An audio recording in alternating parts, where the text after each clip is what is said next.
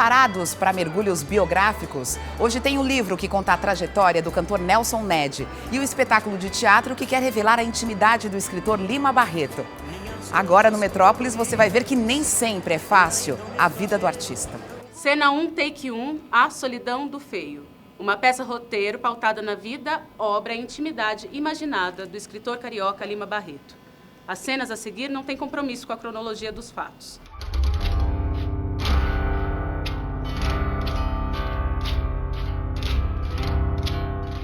O espetáculo A Solidão do Feio começa com um velório de Lima Barreto. Mãe! Mãe! É esse grande escritor que, depois de morto, a gente fica ouvindo durante muito tempo que era um escritor brasileiro terminou louco e era alcoólatra. Empobrecido, e isso resumia muito do que era o Lima. E quando o Sidney foi fazer a pesquisa da dramaturgia dele, ele abriu muitas outras possibilidades. Foi um brasileiro destemido, foi um brasileiro disruptivo, que produziu uma literatura absolutamente inédita para o seu tempo e para o seu país. Esse homem ele foi aprisionado muitas vezes, seja no cárcere da loucura, no cárcere do bêbado e no cárcere do ressentimento.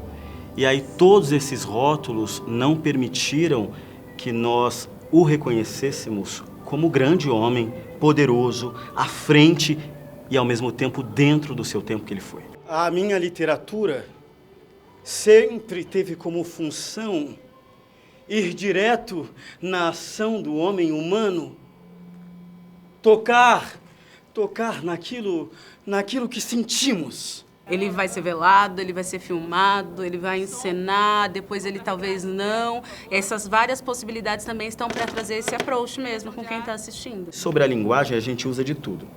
Teatro, cinema, performatividade, circo. É um projeto também sobre masculinidades negras.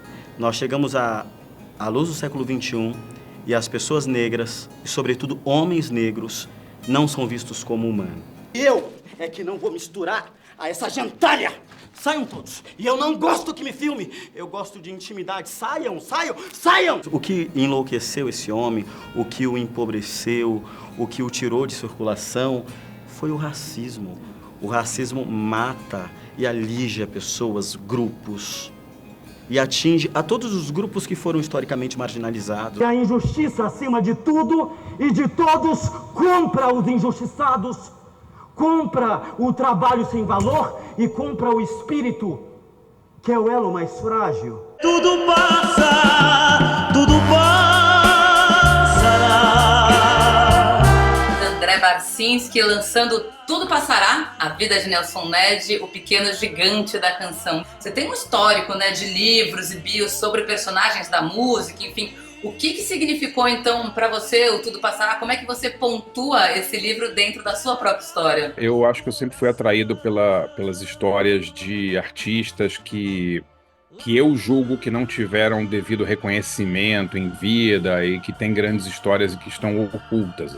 Eu entrevistei o Nelson uma vez só, no final de 2012, e eu não tinha ideia de fazer um livro sobre ele. Foi por causa dessa entrevista que eu fiquei empolgado para fazer. Se as flores pudessem falar pra você que eu te amo. E o Nelson, eu acho que é um dos casos mais incríveis, assim, porque ele foi, durante muito tempo, o cantor brasileiro mais famoso no mundo.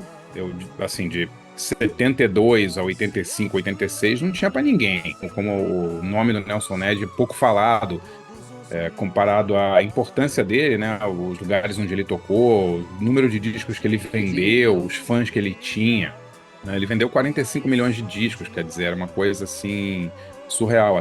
Quando a gente descobre que ele foi o primeiro latino a vender 1 milhão de discos nos Estados Unidos. Em 74, ele vai tocar no Carnegie Hall em Nova York e ele esgota 2 sessões, eles têm que fazer uma sessão extra.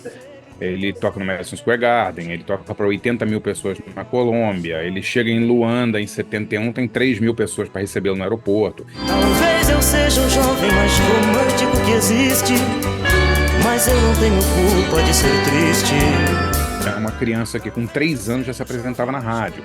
Aos 14, ele era profissional já. Aos 14, ele cantava na TV Itacolomi, em Belo Horizonte. Quer dizer, é um cara que quando grava o primeiro disco em 64, com 17 anos, ele já é um profissional tarimbado. Será que o amor é isto? As pessoas não sabem que o Nelson era compositor. Sim. Né? Ele escreveu...